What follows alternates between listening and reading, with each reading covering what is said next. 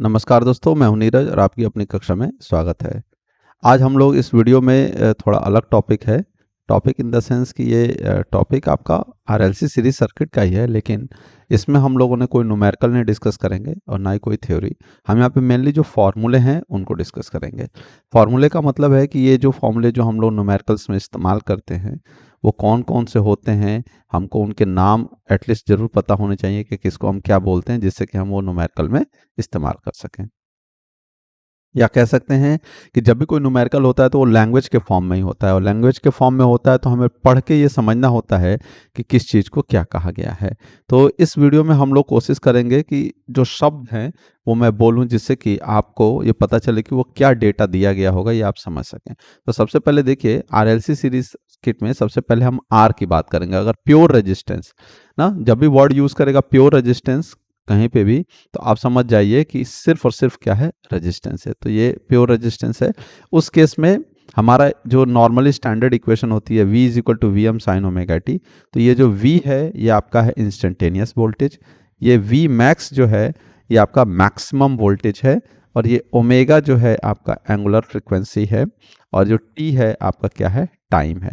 तो ये आप जरूर ध्यान रखें कि किसको क्या बोलते हैं ना। क्वेश्चन में आपको एंगुलर फ्रिक्वेंसी दिया है, फ्रिक्वेंसी दिया है। अगर मान लीजिए क्वेश्चन में फ्रिक्वेंसी दिया है तो फ्रिक्वेंसी होगा आपका एफ दिया होगा, तो वहां से आप ओमेगा की वैल्यू बड़े आराम से निकाल लोगे। ओमेगा की वैल्यू होती है 2 पाई एफ होता है। तो इस तरीके से आप लगा के ओमेगा एंगुलर फ्रिक्वेंसी कैलकुलेट कर सकते हैं। फिर इसके बाद ये आई में भी क्या है, I max sine omega T. तो यहाँ पर जो आई है ये आपका इंस्टेंटेनियस है करंट है, ये आपकी मैक्सिमम करंट है। यहाँ ओमेगा अगेन एंगुलर फ्रिक्वेंसी है, और ये आपका टी क्या है, टाइम है। तो इस तरीके से आपको जो है वैल्यूज मिलती जाती हैं। आपको ध्यान रखना है, इनके नाम जरूर याद रखने हैं। उसके बाद आपका आता है यहाँ पर जो ये फेजर डायग्राम में आपको देख रहे हो कि वी और आई के बीच का एंगल क्या है, 0 डिग्री, क्योंकि हमारा साइन ओमेगा टी यहाँ पर भी है, वी के एक्सप्रेशन में, आई के एक्सप्रेशन में भी साइन ओमेगा टी है। तो दोनों में कोई डिफरेंस नहीं है, इसलिए इसको 0 डिग्री बनाया। इसलिए हम कह सकते हैं कि यहाँ पर जो फेज डिफरेंस है वो कितना है, 0 डिग्री। तो आपसे ऑब्जेक्टिव में पूछ सकता है कि phase difference sine wave pure resistance के केस में कितना होता है, तो आप कहोगे कि वो कितना होता है, 0 डिग्री होता है। और फेज जो है हमारा डिफरेंस 0 है, तो पावर फैक्टर क्या होगा, पावर फैक्टर होता है कॉस फाई, कॉस 0 बराबर हो जाएगा 1। तो ये भी हमें ध्यान रखना है। अब बात करते हैं हम लोग प्योरली रेजिस्टिव सर्किट में पावर कंजम्पशन कितना होगा। तो अभी मैं पावर आगे बताऊंगा आपको कि कितने तरीके के होते हैं, उसका ही फॉर्मूला आपको दिखाऊंगा कि क्या होता है, उनकी यूनिट्स क्या होती है। यूनिट्स भी हमें बहुत ज़रूरी है ध्यान रखना। तो देखिए, जो पावर होती है उसका फॉर्मूला होता है या तो हम V max I max upon two. तो देखिए, वी मैक्स हमने ऑलरेडी समझ लिया था कि वी मैक्स को हम क्या बोलते हैं, मैक्सिमम वोल्टेज बोलते हैं, या इसी को I M by root two और वी एम बाई रूट, यानी कि V max by root two हम ऐसे लिख सकते हैं। तो ये जो फॉर्मूला होता है ये क्या होता है आपका, V max by root two is equal to होता है वी आर एम एस, और I max by root two होता है आपका आई आर एम एस। तो इस तरीके से आपको अगर मान लीजिए ये क्वेश्चन दिया है, इस तरीके से आपको क्वेश्चन में जो है एक्सप्रेशन दिया है और आपको पावर निकालना है, तो उस समय आप क्या निकालेंगे, V M by root two करना पड़ेगा आपको, तब आपको आर एम एस, क्योंकि जो फॉर्मूला है वो क्या है, V R M S into I R M S है। तो ये चीज़ ध्यान रखिएगा, मैक्सिमम नहीं रखना है, वी आर एम एस रखना है। तो ये आप विशेष ध्यान रखें। फिर आता है इंडक्टिव सर्किट। तो ये आपका इंडक्टिव सर्किट है, और देखिए प्योरली इंडक्टिव है, इसका मतलब इसके साथ सीरीज में कोई रेजिस्टेंस जुड़ा हुआ नहीं है। तो अब इसका जब एक्सप्रेशन यूज करेंगे, फिर से v का एक्सप्रेशन सेम है, इसमें कोई चेंजेस नहीं है, लेकिन i में जब इसको हम लोग डेराइव करते हैं तो आता है sign omega T minus pi by two. Minus pi by two आने के कारण करंट जो है यहाँ पे 90 डिग्री लैग करने लगती है, और यहाँ जब लैग करती है तो हम इसका फेजर डायग्राम ऐसे ड्रॉ करते हैं। ध्यान रखना होता है कि v से करंट लैग कर रही है, या दूसरे शब्दों में बोले तो i से v जो है आपका 90 डिग्री लीड कर रहा है। दोनों जो है अलग अलग सही हैं। अब इसके बाद यहाँ पर ये जो I की वैल्यू है आई मैक्स, ठीक है, ये आई मैक्स का जो फॉर्मूला होता है यहाँ पे, I max is equal to V max upon XL आता है, और एक्सएल इज इक्वल टू होता है आपका ओमेगा एल। यहाँ मैंने लिखा हुआ है एक्सएल, तो ओमेगा एल, और ओमेगा अभी बताया था आपको ऊपर क्या है, एल क्या है। अब यहाँ पर नया टर्म जो है वो क्या है, आपका एक्सएल है। तो हमेशा ध्यान रखिएगा, एक्स को कहते हैं रिएक्टेंस, रिएक्टेंस, और ये इंडक्टर का है, इसलिए इसका क्या लग गया है, एक्स एल लग गया है। तो इंडक्टर का है इसलिए इसको बोलेंगे इंडक्टिव रिएक्टेंस। क्या कहेंगे? इंडक्टिव रिएक्टेंस, ये याद रखिएगा, इंडक्टिव रिएक्टेंस, इंडक्टिव रिएक्टेंस। तो ये आपको ध्यान रखना है, जब भी क्वेश्चन में आपको बोलेगा इंडक्टिव रिएक्टेंस दिया हुआ है तो आप समझ जाइए कि वो एक्सेल दिया हुआ है और एक्सेल का फॉर्मूला ओमेगा इंटू एल है। ये आपको ध्यान रखना है। फिर इसके बाद पावर की बात करी जाती है, तो हम लोगों ने क्लास में ड्राइव किया था, पुराने वीडियोस में आप देख सकते हो। तो उसमें क्या है, आपका एवरेज पावर जो आती है वो 0 आती है। तो यहाँ पे आपको रखना, अगर प्योर इंडक्टर है तभी पावर हमारी क्या आएगी? 0 आएगी। अब बात करते हैं हम लोग प्योर कैपेसिटर की। तो प्योर कैपेसिटर में आप देखिए तो क्या है, फिर से प्योर कैपेसिटर, इसका मतलब सीरीज में कोई भी रेजिस्टेंस कनेक्टेड नहीं है। वी का एक्सप्रेशन सेम है, कोई नया टर्म इसमें नहीं है। यहाँ पर अगेन आई मैक्स में जो है कि जो वैल्यू होगी वो आएगा वी मैक्स अपॉन एक्स सी आएगा। तो जैसे आप देखिए ऊपर आपने याद किया कि x का मतलब होता है रिएक्टेंस और L लग गया था तो इंडक्टिव रिएक्टेंस बोला था। अब यहां पर क्या है, XC है, तो यहां पर क्या हो गया है आपका, X तो है तो रिएक्टेंस तो बोलेंगे, लेकिन C लग गया तो हम इसको क्या बोलेंगे? XC को बोलेंगे कैपेसिटिव, कैपेसिटिव रिएक्टेंस। क्या बोलेंगे? Capacitive reactance. तो कहीं पे भी बोलेगा ना कैपेसिटिव रिएक्टेंस इतना है, तो आप समझ जाइएगा कि एक्सी की वैल्यू दी गई है। और एक्सी का जो फॉर्मूला होगा वो क्या लिखा जा सकता है? XC is equal to 1 upon omega C होता है। और ओमेगा आपको पता ही है क्या है? एंगुलर फ्रीक्वेंसी, और सी आपका क्या है? कैपेसिटेंस है। तो वो न्यूमेरिकल में दिया रहेगा, तो आप यहाँ से समझ जाइएगा कि किसको क्या बोला गया। एक्सी का मतलब कैपेसिटिव रिएक्टेंस, ये जरूर ध्यान रखें। अब आते हैं हम लोग इसके पावर के बारे में। तो प्योर कैपेसिटर रहेगा तो यहाँ पर भी पावर क्या होती है? 0 ही होती है। तो इसका आप जरूर ध्यान रखिएगा। अब बात करते हैं हम लोग, अगर रेजिस्टेंस जो है और इंडक्टर दोनों आपस में सीरीज में हो जाए, तो सीरीज में होने का मतलब आर और एल दोनों को सीरीज में कर दिया गया है। सीरीज में करने के बाद एक वोल्टेज वी अप्लाई किया गया है, आर के अक्रॉस का वोल्टेज है वी आर, एल के अक्रॉस का वोल्टेज है वी एल।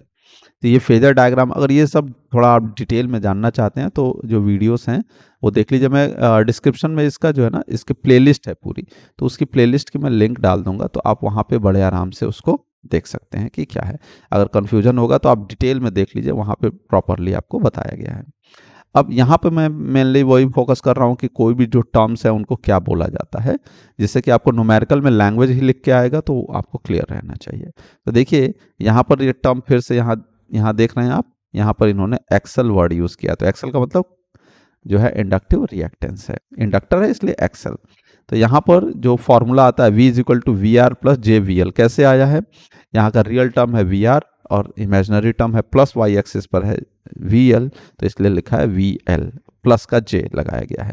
तो इसको जब आप सॉल्व करोगे इस तरीके से, वी आर की value I into R, V L की वैल्यू आई इंटू एक्सएल, और यहाँ से आई कॉमन हो जाएगा, तो इज इक्वल टू, ये जो टर्म आया है ये रेजिस्टेंस और रिएक्टेंस दो के जुड़ने से आ रहा है, तो इसलिए इसको एक नया टर्म जेड होता है, इसको बोलते हैं इम्पीडेंस। इसको क्या बोलते हैं? Impedance of the circuit. ये नया टर्म इसलिए है क्योंकि रेजिस्टेंस और रिएक्टेंस दोनों के जुड़ने से ये नया टर्म बना है। तो इसी को हम क्या लिख सकते हैं? Z is equal to R plus J into XL. और ध्यान रखना है, जब भी कोई भी न्यूमेरिकल देगा और आपको सर्किट में आर एल सर्किट दिया है, आर और एल, तो हमेशा फॉर्मूले में न्यूमेरिकल करते समय लोग गलती क्या करते हैं कि Z इज इक्वल टू लिख देते हैं आर प्लस जे एल। अगर एल दिया है तो ध्यान नहीं देते हैं, एल की जगह पे हमको मेनली लिखना होता है एक्सएल, लेकिन लोग लिख देते हैं एल, तो इसलिए टीचर आपको जैसे ही देखेगा ये हिस्सा वो पूरा काट के 0 कर देगा आपका। तो इसका आपको विशेष ध्यान रखना है कि आप एल नहीं लिखेंगे, फॉर्मूले में क्या है? एक्सेल है, तो आप हमेशा क्या लिखेंगे? एक्सेल ही लिखेंगे। और एक्सेल इज इक्वल टू, हमने ऊपर बताया था क्या होता है? Omega L. एक्सेल को क्या बोलते हैं? इंडक्टिव रिएक्टेंस बोलते हैं। अब बात करते हैं हम कि हम पहचानेंगे कैसे कि L दिया है या XL दिया है। तो जब भी आपको L देगा समथिंग, मान लीजिए 0.1, तो वो हमेशा हेनरी में देगा, और XL जब भी देगा तो आपको समथिंग 2 ओम में देगा। तो आप यूनिट को देख के पहचानोगे कि क्या यूनिट दी गई है। अगर यूनिट आपकी हेनरी में है तो L दिया हुआ है, अगर यूनिट ओम में है तो इसका मतलब XL दिया हुआ है। इसका आप जरूर ध्यान रखिएगा। अब इसके बाद जो है कभी कभी क्वेश्चन में जो है ना ये कह देता है कि इम्पीडेंस ट्रायंगल बनाओ, तो इम्पीडेंस ट्रायंगल जैसे ये है, आपका इम्पीडेंस की वैल्यू लिखी है, तो ये बता रहा है कि एक रियल टर्म है आर और उसमें एक्सेल जोड़ दिया गया और प्लस जे लगा है, यानी कि पॉजिटिव वाई एक्सिस पे जाएगा, तो इसलिए ये हो गया एक्सेल और ये हो गया आपका जेड, ये हो गया एंगल फाई। तो यहाँ से हम चाहें तो tan फाई भी निकाल सकते हैं। tan phi is equal to क्या होगा, एक्सेल अपॉन ये रेजिस्टेंस आर, और अगर आप कॉस के टर्म में निकालना चाहते हैं तो कॉस फाई इक्वल टू क्या होगा, आर अपॉन जेड। तो ये और ये जो कॉस फाई है बहुत ही इंपॉर्टेंट है, इसको बोला जाता है पावर फैक्टर, ठीक है। और मान लीजिए कि न्यूमेरिकल में आपसे कह दिया है कि फेज एंगल बताओ, तो फेज एंगल एक तो फॉर्मूला ये है, फाई आप लगा के निकाल सकते हो, या दूसरा तरीका ये है कि जेड को जब आप सॉल्व करेंगे ना, और ये जो है रेक्टेंगुलर फॉर्म है, इसको पोलर में जब चेंज करेंगे तो इस तरीके का रिजल्ट आता है, tan एंगल फाई। तो उस केस में ये जो फाई होता है यही आपका फेज एंगल होता है। मैं इस पे एक अलग से वीडियो बना दूंगा कि अगर हम किस तरीके से किसी भी सर्किट का नेचर पहचान सकते हैं और उसका जो है फेज एंगल वगैरह कैसे कैलकुलेट किया जाता है। न्यूमेरिकल में तो वैसे मैंने बताया हुआ है, लेकिन मैं अलग से बता दूंगा कि नेचर वगैरह हम कैसे जो आइडेंटिफाई करते हैं इम्पिडेंस को देखते हुए। तो ये आपका हो गया पावर फैक्टर। अब हम लोग बात करते हैं पावर की। तो ये जो पावर का है ये बहुत ही इंपॉर्टेंट फॉर्मूला है, ये जनरल फॉर्मूला है, कोई भी सर्किट हो हर जगह पे आपको यही फॉर्मूला इस्तेमाल करना है, ठीक है। और तीन तरीके के पावर हैं, अपरेंट पावर, ट्रू पावर और रिएक्टिव पावर। तो देखिए अपरेंट पावर का फॉर्मूला क्या है, अपरेंट पावर होता है V इंटू आई ना, V इंटू आई का मतलब क्या है, VRMS इंटू IRMS, ये ध्यान रखिएगा। यहां पर भी VI लिखा है, ये भी हमारा क्या है, VRMS इंटू IRMS ही है। तो जब भी V इंटू आई करेंगे तो आपको अपरेंट पावर मिलेगा, उसको S से रिप्रेजेंट किया जाता है। इसकी यूनिट बहुत इंपॉर्टेंट है, वोल्ट एम्पियर, वोल्टेज की यूनिट होती है वोल्ट, करंट की यूनिट होती है एम्पियर, इसलिए वोल्ट एम्पियर। और कभी कभी आपको क्वेश्चन में कह देगा कि KVA निकालो ना, किलो में निकालो, तो किलो में निकालने के लिए बोलेगा तो क्या करना पड़ेगा, 1000 से डिवाइड करना पड़ेगा। तो जो भी आपकी V इंटू आई है उसे 1000 से डिवाइड कर दीजिए, आपको KVA मिल जाएगा। ये यूनिट बहुत जरूरी है, इनका याद रखना, क्योंकि न्यूमेरिकल में सीधे कह देता है कैलकुलेट KVA या कैलकुलेट VA। तो आप समझ जाइएगा कि उसको क्या निकालने के लिए बोला जा रहा है, अपरेंट पावर निकालने के लिए आपको कहा जा रहा है, और अपरेंट पावर को S से रिप्रेजेंट करते हैं, ये ध्यान रखना है। फिर दूसरी चीज है पावर, ये जो P का फॉर्मूला है, ये जो है ये इसके कई नाम हैं। एक नाम तो आपको यहाँ पे दिख रहा है ट्रू पावर, इसी को एक और नाम से बोला जाता है एक्टिव पावर, या कभी कभी सिंपली पावर। अगर क्वेश्चन में आपसे कहेगा कि ट्रू पावर निकालो तो भी यही फॉर्मूला लगाना है, एक्टिव पावर निकालो तब भी यही फॉर्मूला यूज करना है, और अगर कहेगा कि सिंपली पावर कैलकुलेट करो तब भी आपको यही फॉर्मूला लगाना है। तो इसलिए आप इसको ध्यान रखिएगा कि इसके तीन तीन नाम हैं। अब इसके बाद आ जाइए इसका formula VI cos phi. Again VI cos phi है तो VRMS into IRMS into cos phi ही है। तो VRMS हम लोगों ने ऊपर बताया था क्या होता है, IRMS और cos फाई का मतलब पावर फैक्टर है, और इसकी यूनिट होती है वॉट, ठीक। और ये ध्यान रखना इसको भी किलो में पूछा जा सकता है, और यूनिट याद रखना बहुत जरूरी है, क्योंकि न्यूमेरिकल में आपको कह सकता है कि आप जो है सीधे लिखेगा कैलकुलेट वॉट का मतलब आप समझ जाइए कि आपसे एक्टिव पावर पूछा गया है, या हो सकता है वो कहेगा कि कैलकुलेट किलोवाट KW ना, तो KW का मतलब हो गया किलोवाट, तो किलोवाट निकालना है यानी कि एक्टिव पावर ही निकालना है, बस उसको किलो में चेंज कर दीजिएगा तो आपको क्या निकल आएगा, किलोवाट निकल आएगा, यानी कि एक्टिव पावर की वैल्यू निकल आएगी। लास्ट है आपका तीसरा वाला, ये है क्या आपका Q, that is the reactive power. इसको क्या बोलते हैं, रिएक्टिव पावर। फॉर्मूला है अगेन VI sin फाई। तो VI sin फाई में भी V जो है आपका VRMS है, I जो है आपका IRMS है, और sin फाई अगेन ये जो cos आपने लिखा है, जो ये फाई है उसी का साइन आप ले लेंगे, तो आपका क्या बन जाएगा, VI sin फाई। इसको रिप्रेजेंट किया जाता है Q से, कैपिटल Q, ध्यान रखना है कैपिटल Q से ही रिप्रेजेंट किया जाएगा, और इसकी जो यूनिट है वो है VAR। VAR का मतलब होता है वोल्ट एम्पियर रिएक्टिव। अगर मान लीजिए क्वेश्चन में आपको कहता है कैलकुलेट वोल्ट एम्पियर रिएक्टिव, तो इसका मतलब है कि आपसे जो है वो रिएक्टिव पावर पूछा गया है, तो आप रिएक्टिव पावर कैलकुलेट करेंगे। इसको अगर किलो में पूछता है ना, कभी कभी कह देगा कि KVAR निकालो, तो KVAR ये इसी नाम से ही पूछ देता है, ज़्यादातर क्वेश्चन में ऐसे ही पूछा गया है, KVAR निकालो। तो KVAR निकालो, इसका मतलब ये हो गया कि Q ही निकालना है, अपरेंट पावर ही निकालना, सॉरी रिएक्टिव पावर ही निकालना है आपको, लेकिन किलो में निकालना है। तो आप फॉर्मूला लगाएंगे VI sin phi अपॉन 1000। तो ये चीज़ आप इस तरह से कर सकते हैं, ये जरूर यूनिट बहुत ज़रूरी है, ध्यान रखना। उसके बाद ये दिखाया गया है, ये क्या है, ये कह रहा है कि एक रिलेशन है आपका S is equal to P plus JQ। ये क्यों है, ये आप देखें तो ये है आपका S, ये है आपका P और ये क्या है आपका Q। क्यों, आप देखिए तो ये क्या है, VI और P है आपका VI cos phi plus J times VI sin phi। तो इसको अगर आप मैग्नीट्यूड निकालोगे तो ये हो जाएगा अंडर रूट VI का स्क्वायर कॉस स्क्वायर थीटा या phi plus VI sine square phi. तो VI कॉमन हो जाएगा, cos square phi plus sine square phi जो है 1 हो जाएगा, तो ये आ जाएगा VI। तो इस तरीके से भी कहीं पे मान लीजिए आपको जो है डायरेक्टली वैल्यू दे रखी है ट्रू पावर की या पावर की वैल्यू दे रखी है, न्यूमेरिकल वैल्यू, और दूसरी दे रखी है Q आपकी, उसकी भी न्यूमेरिकल वैल्यू, और कह रहा है कि आप अपरेंट पावर निकालो, KVA निकालो। तो उस केस में आप ये फॉर्मूला यूज करके कैलकुलेट कर सकते हैं। अब इसके बाद आते हैं हम लोग RC सर्किट के ऊपर। ये ध्यान रखना है आपको कि ये जो तीनों फॉर्मूले हैं पावर के, ये जनरल हैं, कोई भी सर्किट हो, कितना भी कॉम्प्लिकेटेड हो, कितना भी बड़ा हो छोटा हो, उससे कोई फर्क नहीं पड़ता है, आपको यही तीनों फॉर्मूले ही इस्तेमाल करने हैं। तो आगे से आप हमेशा कोई भी न्यूमेरिकल हो, आपको यही 3 फॉर्मूले इस्तेमाल करने हैं पावर के लिए, जो पावर पूछा जाएगा उसके अनुसार। ये नहीं कि सर्किट टू सर्किट कोई डिफर नहीं करेगा। अब इसके बाद हम लोग बात करते हैं रेजिस्टेंस और कैपेसिटर अगर आपस में सीरीज में हो। तो देख लीजिए इसमें क्या है, VR RL सर्किट की तरह ही R के अक्रॉस का वोल्टेज VR हो गया, C के अक्रॉस का वोल्टेज VC हो गया, और इसका ये फेजर डायग्राम है। इसमें क्या आता है, जो करंट होती है आपकी लीड करती है। तो रेजिस्टेंस और कैपेसिटर दोनों जब मिक्स होते हैं तो ना ही 90 डिग्री लीड करेगा, ना ही 0 डिग्री पे आएगा, वो बीच में कहीं होगा। तो इसलिए यहाँ पे रिजल्टेंट वोल्टेज दिखाया गया। इसको अगर डिटेल में समझना है तो आप प्लेलिस्ट से वीडियो जरूर देख सकते हैं, मैं डिस्क्रिप्शन में जरूर डाल दूंगा इसको।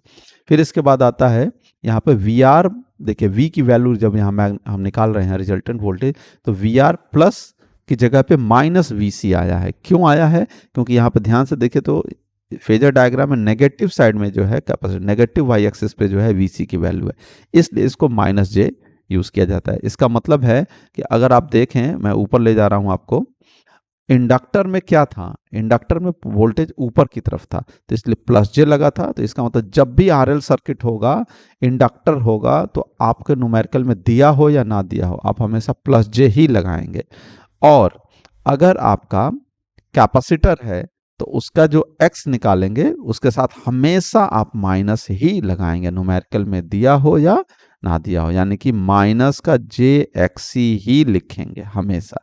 ये चीज जरूर ध्यान रखिएगा।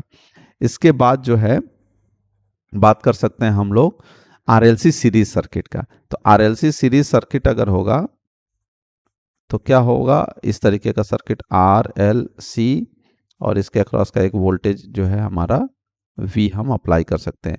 R के अक्रॉस का जो वोल्टेज है ये हम कह सकते हैं कि ये हमारा है VR, L के अक्रॉस का वोल्टेज क्या होगा VL, और C के अक्रॉस का वोल्टेज होगा VC ना, VR, VL और VC। R का मतलब रेजिस्टेंस, L का मतलब इंडक्टर और C का मतलब कैपेसिटर। तो अब यहाँ पर जो V होता है उसका फॉर्मूला होता है VR प्लस J टाइम्स, देखिए VL है तो +j लगेगा और VC है तो -j लगेगा, तो ये हो गया। अब यहां से अगर Z निकालोगे तो आएगा I इंटू R प्लस, ये I नहीं रहेगा, क्या होगा R plus J times XL minus XC। तो इस तरीके से हमको Z की वैल्यू भी निकल आएगी।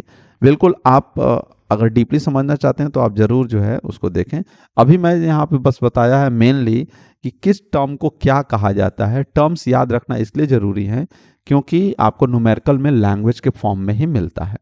तो लैंग्वेज के फॉर्म में मिलता है तो इसलिए आप ज़रूर कोशिश करिए कि हमेशा जब भी न्यूमेरिकल लगाएं उससे पहले आपको जो है फॉर्मूले और उनकी जो टर्म्स हैं उनके क्या नाम है वो आपको ज़रूर याद होना चाहिए। तो आशा करते हैं कि आपको ये वीडियो पसंद आई होगी। अगर वीडियो पसंद आई है तो अपने दोस्तों के साथ शेयर करें, और अगर चैनल पे नए हैं तो चैनल को सब्सक्राइब कर लें। तो इस अंक में इतना ही, मिलते हैं फिर अगले वीडियो में, तब तक के लिए धन्यवाद।